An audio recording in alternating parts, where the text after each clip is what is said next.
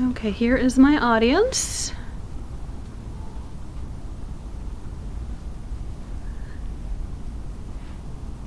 Okay.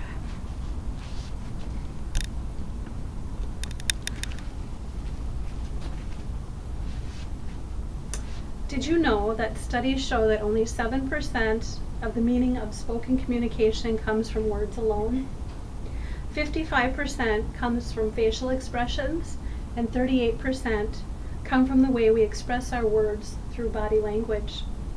This emphasizes the importance of how body language is essential to nursing communication. Effective communication is fundamental and requires keen observation, the willingness to be reflective, and the commitment to actively listen and learn. First, I will discuss what active listening is and how we will build a trusting relationship with your patient. Active listening is a technique used for reflecting back what the patient says to you in your own words so that they hear you and understand what they have just said. This can help the patient feel validated and understood. It is the skill of paying gentle, compassionate attention to what has been said or implied. When you take the time to listen this way to your patients, you don't analyze, interrupt, judge, or give advice. It has been reported by the Nursing Association that 25% of patients in a hospital feel isolated and invisible. As you can see, active listening is especially relevant in a hospital setting where you as a nurse can make a difference. When patients are listened to in this way, they are less anxious, complain less about their caregivers, and are more likely to comply with their treatment plan. Poor communication is one of the main sources of complaints made to the health services ombudsman every year, and some believe training communication should be a separate module in nursing programs instead of being part of the general curriculum. Today, the Joint Commission in the United States is moving forward with new and revised requirements to improve patient-nurse communication through hospital accreditation programs. Next, let's talk about practical and effective ways to show positive body language while interacting with your patient. Body language is a very powerful way of communicating, and it can either help improve our relationships and build trust, or it can cause a lack of trust if you are misunderstood or send confusing or negative body signals, even if unintentional. Sitting and facing the patient in an open, forward-leaning posture with frequent eye contact, for example, sends a message to your patient of interest and attentiveness. It is more professional and less intimidating to communicate eye to eye with your patient. To encourage the patient to ask questions, you don't always have to say anything.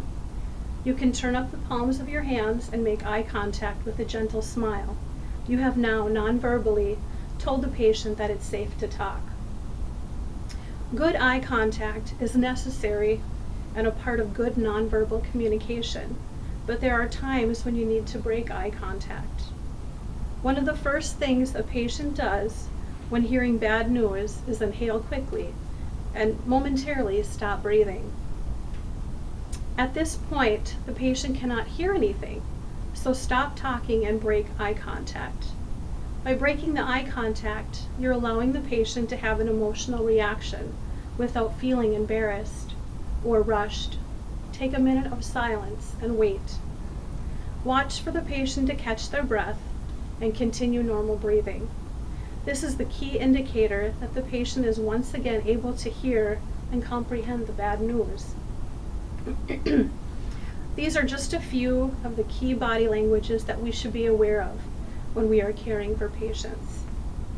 Now I will talk about the importance of showing empathy to your patient by being non-judgmental, sensitive, open, and capable of imagining yourself in the eyes of your patient.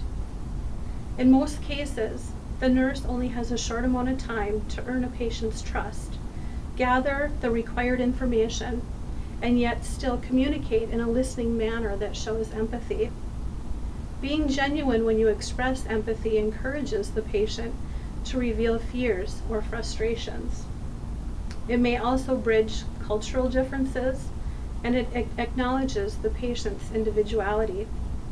For example, a nurse who responds to a patient that has a need to smoke in a non-judgmental way, neither promoting the habit or alienating the smoker, is showing empathy.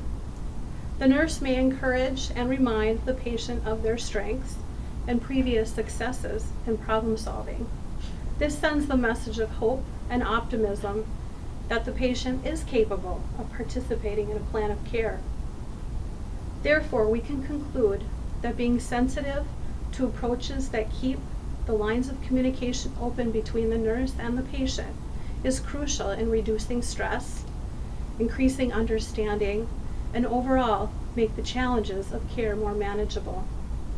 In summary, we have learned how active listening can help the nurse succeed in gaining the patient's trust, gather information, and communicate in a way that shows empathy. We also talked about how positive body language provides reassurance and allows the patient to feel at ease and able to reveal fears and frustrations. Nurses that show genuine interest and listen attentively allow for a good patient-nurse relationship. This promotes effective communication that leads to the ultimate goal of great patient care.